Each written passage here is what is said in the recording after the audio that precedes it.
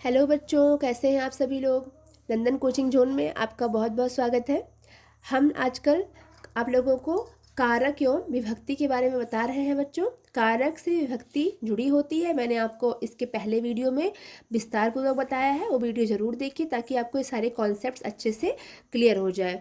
तो आज हम 4th नंबर कारक पढ़ेंगे, संप्रदान कारक, जिसमें विभक्ति कौन सी होती है, चतुर्थी विभक्ति होती है। और यहाँ पर जो कारक चिन्ह होता है वो होता है के लिए। ठीक है, तो पहले हम परिभाषा समझते हैं। संप्रदान कारक में परिभाषा कैसे होती है, मतलब जिसके लिए, जिस माध्यम के लिए या जिस कर्ता के लिए या जिस वस्तु के लिए कोई कार्य किया जाता है उसे संप्रदान कारक कहते हैं। जैसे समझिए, उदाहरण समझेंगे हम लोग। राम ने रावण को मारा, ये हमने पढ़ा था कर्म कारक में। ठीक है, लेकिन राम ने रावण को फालतू में थोड़ी मारा होगा, किसी वजह से मारा होगा। तो किस लिए मारा? सीता के लिए मारा। किसके लिए मारा? सीता के लिए मारा। तो जहाँ पे हमको के लिए परसर्ग मिलता है, के लिए कारक चिन्ह मिलता है, वहाँ हम कहते हैं कि ये संप्रदान कारक है। मतलब किसी चीज के लिए कोई दूसरा कार्य किया जाना, वहाँ पे कौन सा कारक होता है? वहाँ पर संप्रदान कारक होता है। ठीक है, जैसे अगला उदाहरण है, कविता अपनी बहन के लिए साड़ी लाई। तो कविता साड़ी लाई, लेकिन किसके लिए लेके आई? तो बहन के लिए। कारक चिन्ह हमें क्या मिला? के लिए मिला। ठीक है, तो जहां पर भी हमें कारक चिन्ह के लिए मिलता है वहां पर होता है संप्रदान कारक। विभक्ति कौन सी होती है? चतुर्थी विभक्ति होती है बच्चों। अंडरस्टूड। अगला देखते हैं हम कारक अपादान कारक। अपादान कारक में हमेशा कौन सी विभक्ति होती है?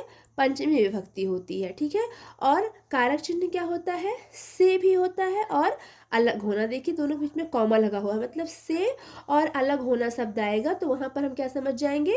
हम समझ जाएंगे वहां पर अपादान कारक है। लेकिन एक बात और ध्यान देंगे, अभी हम लोगों ने करण कारक, आप इसके पहले वीडियो में हमने करण कारक पढ़ा है। करण कारक में भी चिन्ह आ रहा है से और के द्वारा, लेकिन वहां पर प्रश्न करना पड़ता है किससे, तो उत्तर मिलता है हमको। ठीक है, लेकिन यहाँ पर क्या है, जब कोई चीज किसी पदार्थ से पूरी तरह से क्या हो जाए? अलग हो जाए। कोई वस्तु किसी पदार्थ से पूरी तरह से क्या हो? अलग हो जाए, एकदम उसका जो है वजूद समाप्त, संबंध सारा समाप्त हो जाए, तो वहां पे कौन सा कारक होता है? वहां पे अपादान कारक होता है। विभक्ति होती है पंचमी। ठीक है, देखिए परिभाषा समझते हैं। जिससे कोई पदार्थ या वस्तु, जिस वस्तु से कोई पदार्थ या वस्तु हमेशा के लिए अलग हो जाए वहां पर कौन सा कारक होता है?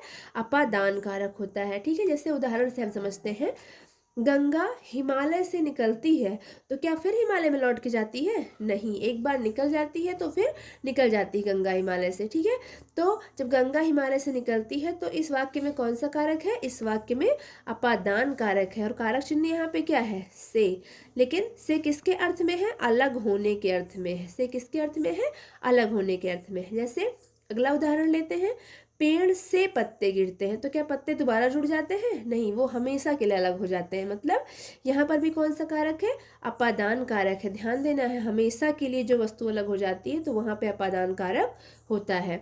चूहा बिल से बाहर निकला, अभी आप कहोगे तो फिर से तो बिल में जाएगा। हाँ वो तो ठीक है, लेकिन बिल से बाहर वो निकला, यानी बिल से वो अलग हुआ, तो यहाँ पे कौन सा कारक है? यहाँ पर भी अपादान कारक है। ठीक है, तो इसको हमने अच्छे समझ लिया है, संप्रदान कारक और अपादान कारक। अभी हमारे पास दो कारक बच रहे हैं, संबंध कारक और अधिकरण कारक। ठीक है, संबोधन कारक भी आता है, लेकिन उसको हम प्रथमा विभक्ति में पढ़ते हैं, मैंने आपको अपने फर्स्ट वीडियो में बता रखा है। तो बच्चों, इन दोनों कारकों को समझने के लिए चैनल को सब्सक्राइब करिए, लाइक करिए और वीडियोज को लगातार देखते रहिए। थैंक यू बच्चों, कीप लर्निंग।